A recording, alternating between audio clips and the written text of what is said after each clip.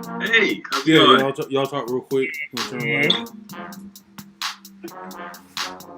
So nice to meet you. Nice to meet you too. My name's Paula. My name's Dante. Cool. Where you located? I'm in Greensboro. Cool. Okay, I'm in Charlotte. Okay, yeah, good old. That's a real city right there. Now it is. It's just starting to become a city. It never used to It's be like- that way. It's like a more northern Atlanta Yeah. now. All the models and big time people are moving up there. Right.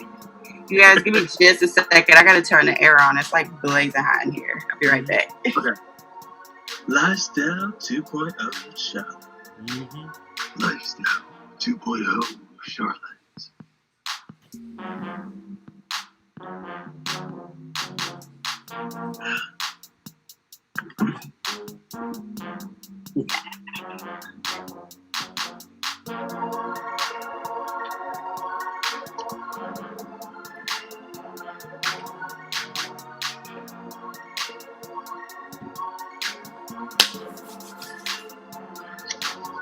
You know what?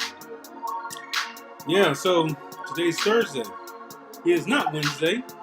Today's Thursday. What's free? The series is going good.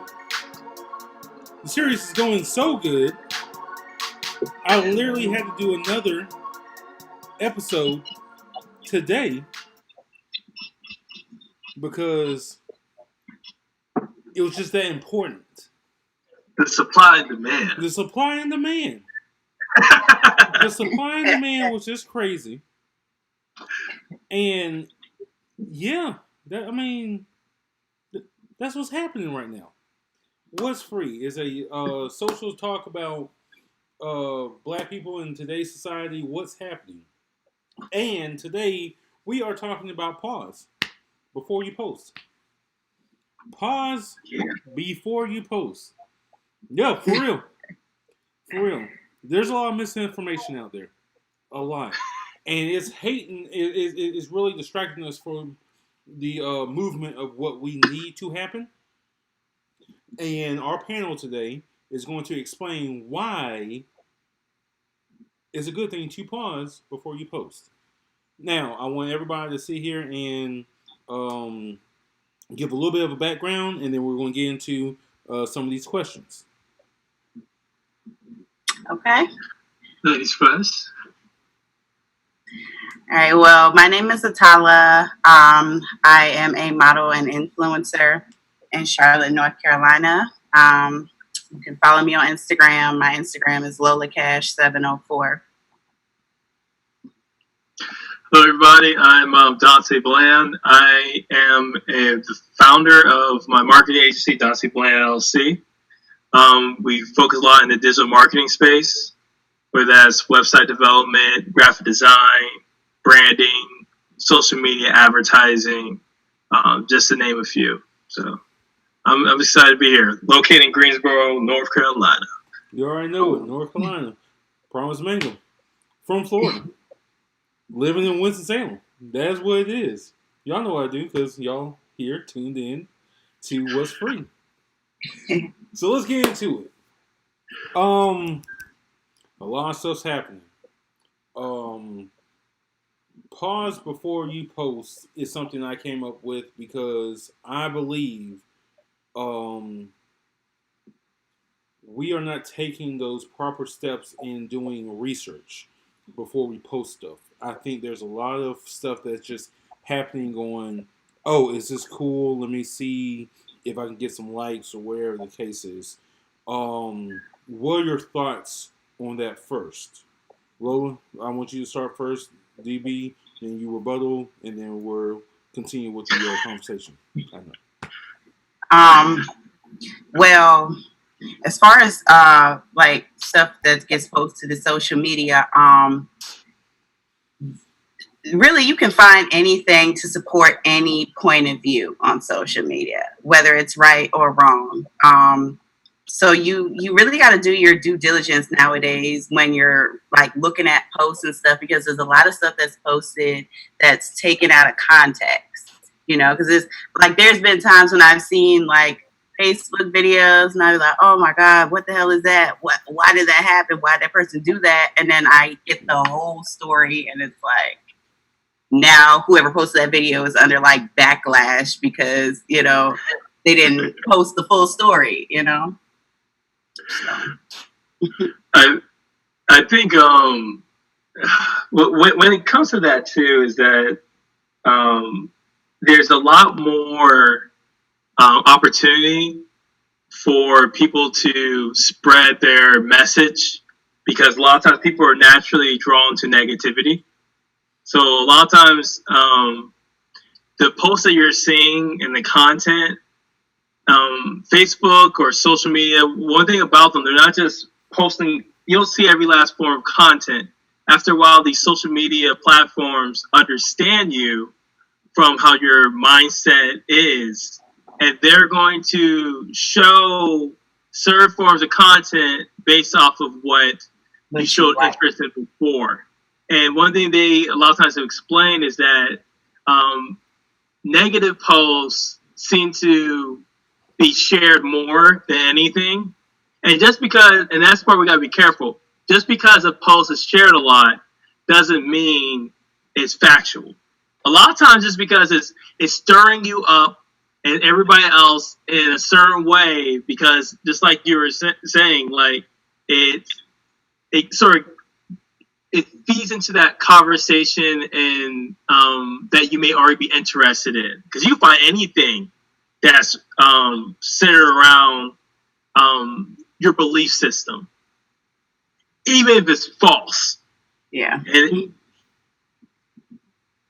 Yeah. Your timeline, your Facebook timeline is heavily influenced by your worldview. A lot of people don't realize that. Because I probably got people on my friends list who like they could be part of the KKK, and I have absolutely no idea because they know, Facebook knows I don't like supporting stuff with the KKK. They pretty much picked up my views pretty quick. That's why they're making so much money, is that they're showing you content and showing you ads based off of your yourself, your social behavior, not just what websites you went to, but your social behavior, and that's something that a lot of people don't realize too. That I'm not saying stuff about. I'm saying stuff about defunding the police, not stuff about funding the police more because they know my belief system. No, I mean that makes total sense. So we have a basis, we have a understanding of our playing field of our knowledge of this conversation. Lola, with some of the stuff that has happened in Charlotte, especially around the shooting stuff and all that, give us a little bit more of an insight of that, because that was one of the biggest things that I learned of up here in Winston. Right after the rallies and stuff, it was like a whole bunch of shootings, and it was like very vague of what actually happened. I'm not saying like, hey, tell us any names and stuff like that. I'm not trying to do any of that. But like, do you think that the news? Brown Pookie. Huh? That's good because I wasn't there. On the street. I don't know who did it. Do you I think said if that's what you're asking, I don't know who did it. No, not at all. Don't Brown Pookie. We don't. But like, do you think the news changed it for people in Charlotte versus what I learned up here or what Facebook put out there? I haven't heard anything, so this is new to me. I haven't heard anything on social media really about it. I've just kind of seen stuff on the news. I'm not sure what they're saying in Raleigh, but I know here they're kind of talking about how they want to end gun violence, same old thing, like, let's put an end to gun violence, blah, blah, blah. So that's really what they're focusing on. They're saying they don't know who the killer is. No, but they're really not even talking about the details. They seem like they don't even know anything about it. they're focusing on the message of gun violence. Exactly. And the thing that kind of bothers me about that is that I feel like we really only talk about gun violence when there's a crime in the Black community, but gun violence happens everywhere. So I really don't like how the news likes to spin stuff and make it seem like it's just Black on Black crime. Like, Black on Black crime is not a thing. It's not a thing. Like, there's crime and there's violence everywhere. And so to me, when they start talking about that message and they're only talking about it when there's another shooting in the Black community, it's like, here we go again, making it seem like Blacks are the problem. DB? It's funny you use the term Black on Black crime. I think a lot of people realize like that statistically, the people from like your the same community is typically the same people who are going to commit a crime. So, like, even an example of when it came to, I forgot the gentleman's name, but he was just taking a nice, simple little jog in a predominantly white neighborhood. Statistically, if it's a predominantly white neighborhood, it's more likely a white person. To not be Black on Black crime, right? Yeah, exactly. So if you're a neighborhood that's predominantly Black, statistically, it probably be a person that is Black. Because exactly your own community are usually people. It's usually a person down the street. It's not Junebug from across town, living a completely different neighborhood. No, it's usually the same person down the street who knows everybody's schedule, picked up on the best time to go and rob the person's house, had to fight with a girlfriend from the neighborhood. It's not someone out in the neighborhood. Usually the same people in the same community. Exactly. Most people don't realize that. They like throwing the Black and Black crime when the crime usually is going to match up because of the other factors when it comes to race and housing and so on. So and income and stuff like that. Because you know, a lot of like, I don't want to say it like, I don't know, like, a lot of our neighborhoods sometimes tend to be lower income communities just because of how the way the chips fell with everything that went wrong in this country. So when you have a low income neighborhood, you're going to have more crime. So if a lot of our community is living in low income situations, of course it's going to be more crime because people commit crimes when they have to like meet certain social needs a lot of time. They're not just crazy and bad people. You know, crime is directly linked to poverty. Yeah. That's a really good narrative as far as how y'all put those two things together. Very, very good. Very good, actually. Lola, what is one thing? What's on your mind? What is on your mind right now as far as what you want to talk about right now for what's free? Because once again, like I said, we're talking about pause before you post, and some of the stuff that I see, you know, and we're talking about 1 hour away. Like DB and I were an hour and 15 minutes away from Charlotte, so it's like our news is a little bit different of what's happening in Charlotte and versus maybe what you hear what's happening here. It's like, so what's one thing that you want to talk about right now? And let us try to decipher that. Okay. How do you guys feel about how things are, how long it's kind of taking for them to resolve things with George Floyd and Breonna Taylor? Because at one point there was like this big social media storm, like when it first happened, and now people are quiet and they're not really talking about it anymore.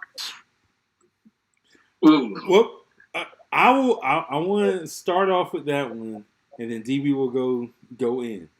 For me, I think it's just control who is actually holding that, and it goes back to that thing of pause before you post. If you're really into the movement, if you're really into that, you're going to continue to post about certain things. Lola, you really post a lot. I know DB posts a lot, like about just Black empowerment and stuff like that. Like, bro, every hour, Every hour, there's just something on your story. There's something on your timeline. There's something Every on hour? Facebook. Like, no, he is up there. Like, he is killing it. This is there for 24 hours. Hey, hey, you're not getting No out. sleep. We got to educate everybody. You are. And I'm saying, like we know that you're in it for the long haul. You know. Oh yeah. You know what I'm saying. So that's why I feel like who's ever throwing out, okay, this is hot, whatever. Don't just be like, this is hot, and then it's like, okay, we're gonna move on to this or whatever. If you're gonna be in it, be in the thick of it, and let's go. DB, we talked about this yesterday. We did a little bit. Yeah, so it's like go ahead and just Reminisce a little bit. Yeah, expound on that, because, like I said, if y'all weren't here yesterday, it was like y'all really missed a lot. But then on top of that, we didn't dig deep enough into what we were talking about. It was like we were really surface level, and it sucked because we just kind of sort of ran out of time. So DB, I want you to go ahead and like really dive into that. With I think there's several reasons why it's taking so long. But I think the one major part that is sad is that because of the lack of education with us knowing even how the civil rights movement took place, we're not approaching it with the same form of energy. I think our culture today, this is why some people are, this is why a lot of people aren't good at being successful, because they're not in it for the long run. They're looking for the end. They don't realize the cost that comes along with it. They don't realize the time that they are usually have to sacrifice and the consistency to get to a certain point. So, for example, like when it came to like a lot of the boycotts that are made by like our grandparents' age of folk, they spent years and months protesting, boycotting, because when they did that, it had the effect, especially from a financial standpoint, that made them have to realize they had to change. People are doing this for like a month, and then like they stop, and they're falling for these traps of like this fluff. This fluff is going to only last so long. There are some people who are posting that don't look like us, who are posting about Black Lives Matter all day right now. But if we really did what we needed to, they're going to start feeling upset because they never realize the full repercussion of what we should be doing as far as lasting for the long haul. Like, we had the patience and the drive that lasted sort of a timeless amount of time, and not falling for these tricks. It was starting to hurt financially certain groups in a certain way because they're not getting our money immediately. So the way they're used to getting our money would bother them to the point where they start feeling upset with us. And so that's even the part where you're not seeing the change because people have jumped back to doing a lot of things more normal. And you see that even in the reflection of social media. Mm-hmm. Like the people who are posting like nonsense and just stuff that filled up your time on nothing, they're sort of going back to that. Where you're seeing less posts now, but it's only a reflection of the way people really are. They're going back to normal in some kind of capacity. And so when that happens, it doesn't have the financial hurt or sting it should be to the people who are sort of holding back on taking action. When we were burning down buildings, when people were scared to go buy everything, they were listening. When we were saying, we're not going to buy your stuff, we're not going to participate in X, Y, Z, they were getting scared, and they started doing the actions you see today. Because so many people are falling for it, is also why it's not happening immediately. If we just were consistent again, and just stepped it back up. Yeah, they'll do something about it, but we're not hurting their pockets. Yeah. Gotcha. Not That's all Yeah, we're asking Lola. them. Yeah, go ahead, rebuttal. I was just saying we're not hurting their pockets consistently enough. Like a We're not. day or two of not shopping with somebody's business is not Yeah. enough. Like, Like it should be like go and it's like especially like when it comes to people who own a business, we need to be cycling our money around other entrepreneurs. When we have people who are not entrepreneurs, we need to be cycling our money to as many people who own their own business who are black. They're black owned business for Right. money in black owned banks. We need to be doing this stuff like we were saying before, like on yesterday. It needs to be a lifestyle. And it doesn't need to be something we just do for a moment. And once we start doing that, that's when you'll start seeing the change. But we got. It takes more than just one day. You cannot figure it out in one day. Gotcha. It's a gradual thing. Gotcha. Lola, as an influencer, how do you use your platform to not just promote change? I won't say just promote change. How do you use your platform to inspire somebody to educate themselves? well, one of the things that I kind of set out to do is start to post a little bit more blackness on my page. Mm-hmm. On both my pages. I want to post more stuff about black entrepreneurs and I try to post about George Floyd and Breonna Taylor and just different things that like black wealth and stuff like that. And then like I try to because I do have kind of a bigger following, I try to educate people where I can on discrimination and inequality. One of the things I'm kind of passionate about is inequality for women Mm-hmm. because black women, we have a lot of things that we deal with when it comes to like inequality and discrimination. Black men have a set of issues they deal with and black women have a set of issues that they deal with. And then we have a set of issues we deal with collectively.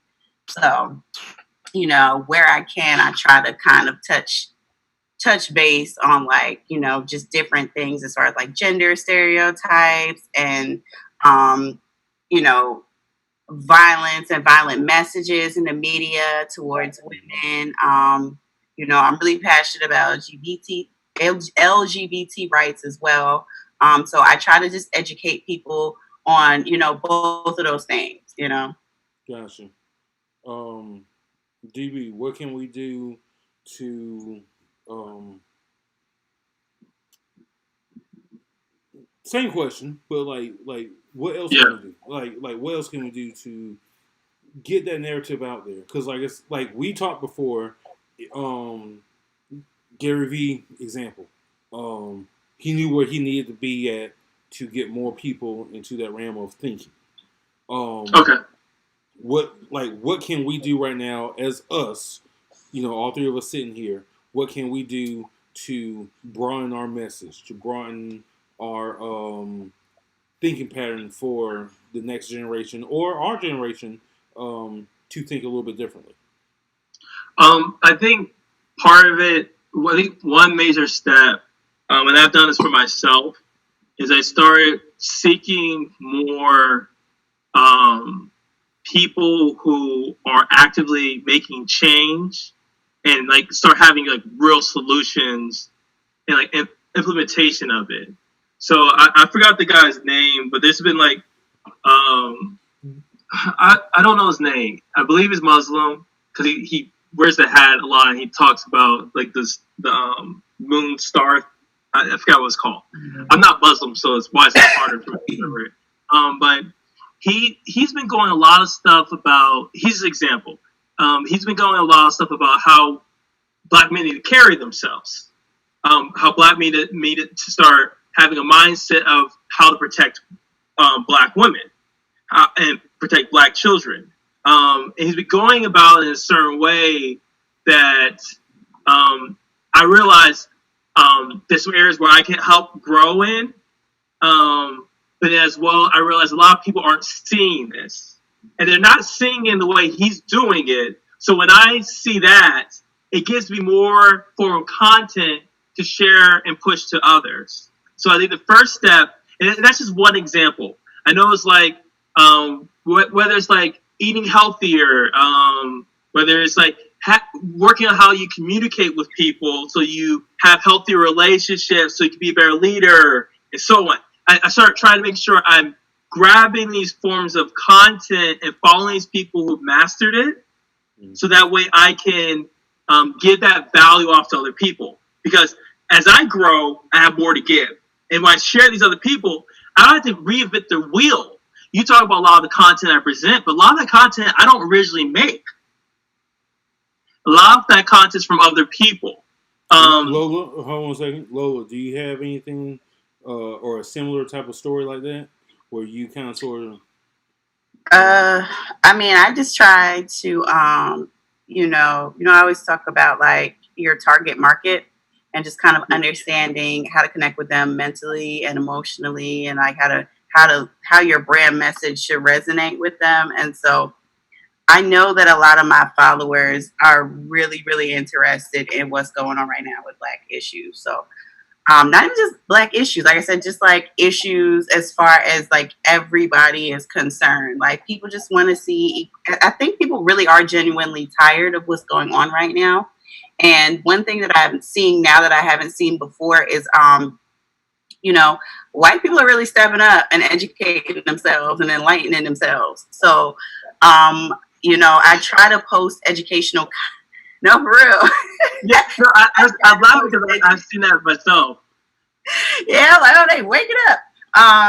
So I try to post a lot of stuff just to educate people, because there's a lot of things that we don't know. There's things that people don't know in history. There's things that people don't know as far as how slavery has impacted us even today, from like all the way, like way back when. Like there's so many institutions of slavery. So, anytime I can try to open people's eyes to issues, I try to do that. Gotcha. Yeah. Yeah. So like what you were saying about, because I was laughing because I think it was the other day. I don't want to say how many days because I want the person to start to doing the math and they realize it was them. But so I was posting certain content about some of the stuff that happened in the past for Black people that has affected us financially. Mm-hmm. And then the same group of people, I used to know these people in the same like sort of space. Mm-hmm. All of a sudden they start looking at my feeds and my stories. They never looked at that stuff before. They were white. They didn't look at my stuff typically. They had to go out of the way to find me. My content was not their type of regular feed. They were thinking, I wonder what Dante's doing that entrepreneur also knew. What is Black about? Because all lives matter. Like, what does it even mean? Let me see this. I wonder how I'm handling this. I was the one Black person that he probably knew. So like, let me see how he's handling all this stuff. And then it went on my page, obviously, and then it starts saying like, oh, I never knew that. And then they would have like the emoji with like shocked face. And I'm thinking like, duh, you didn't know about this? And you've been like whitewashed. But opposite of that.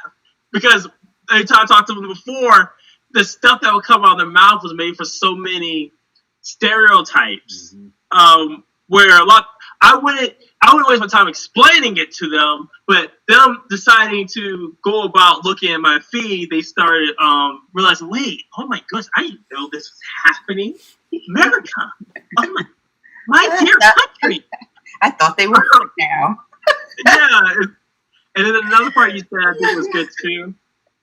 You said we have to consider our audience.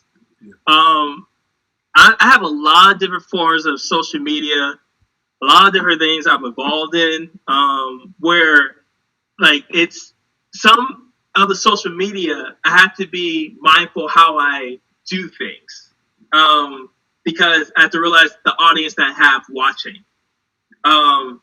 Like, how you have your influencer page, like you're a model and influencer, your target audience is going to be a certain way where you already have to deal from a certain way. The same reason why I had to eventually make a I have like several different pages for different areas I'm in. Especially like for the marketing, digital marketing, because I wasn't as free to post everything I just felt part wise. I had to be a lot more strategic in how I did it in a way. So that's the thing I realized too, is like knowing your audience can make a big thing, because if you're not strategic with it, it's not effective.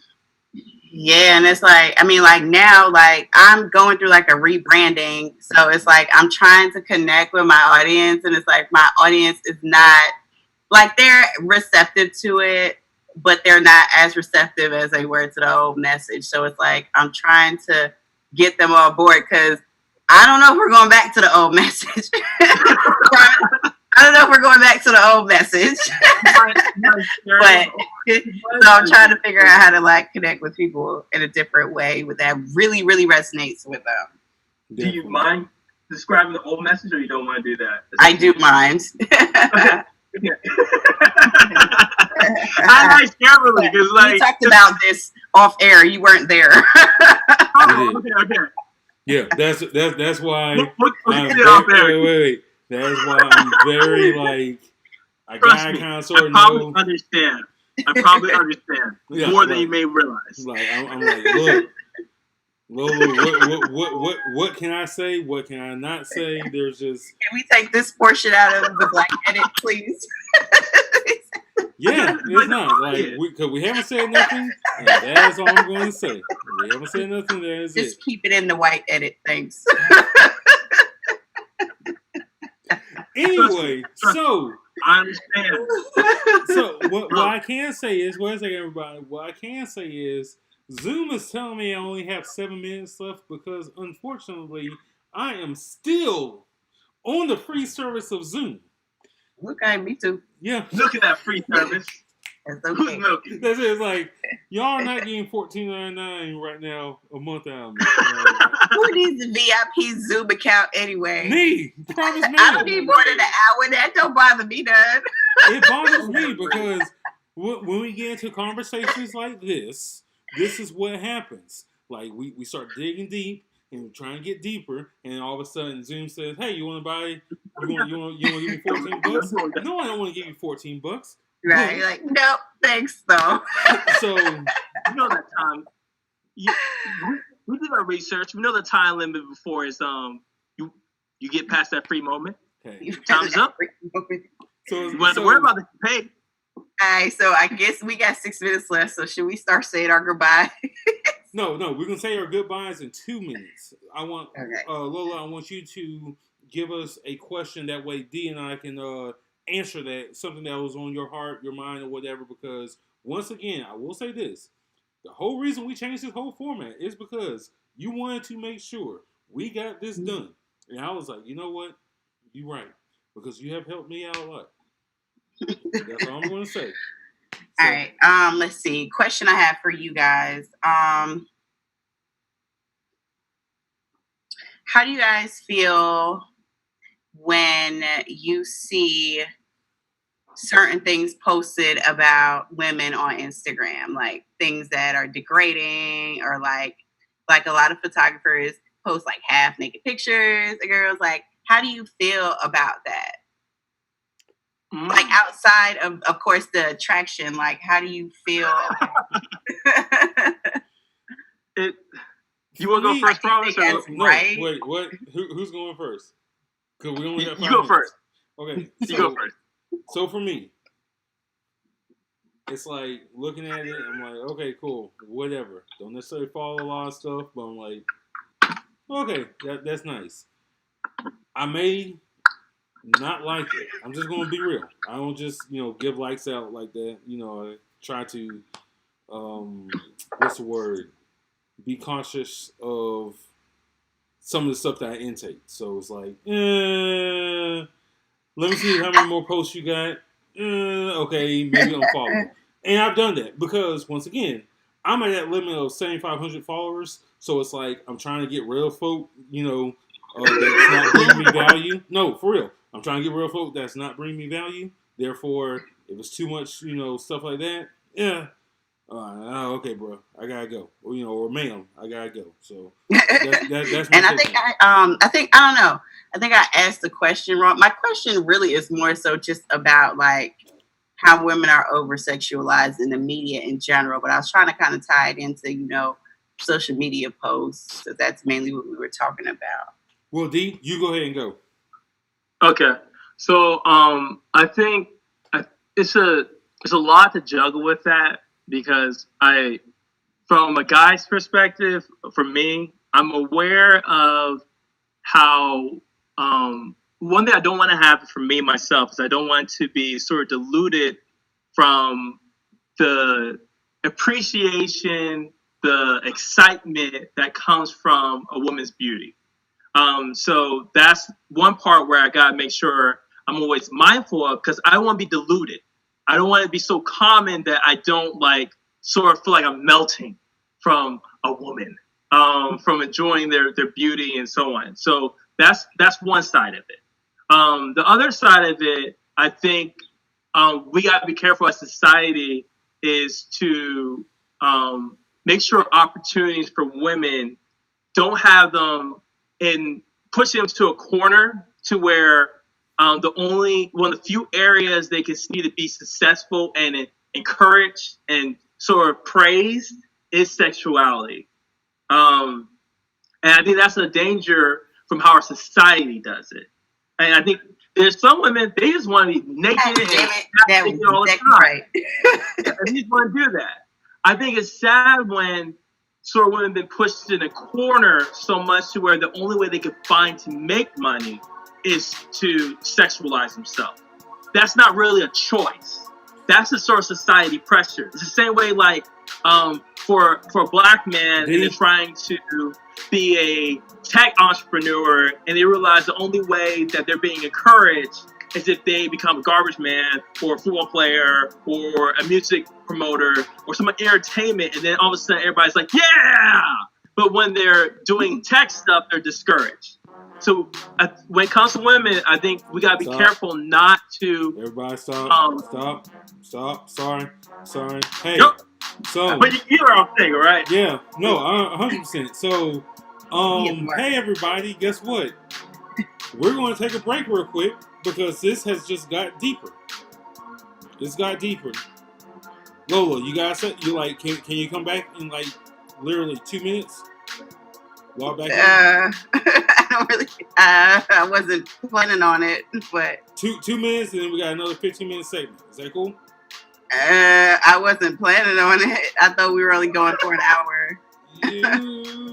10 minutes. 5 minutes so we can finish up this conversation. Yeah. All right. I got you. 5 minutes. We'll be right back, everybody. Promise Mangum. What's free? You already know what it is. We will be right back.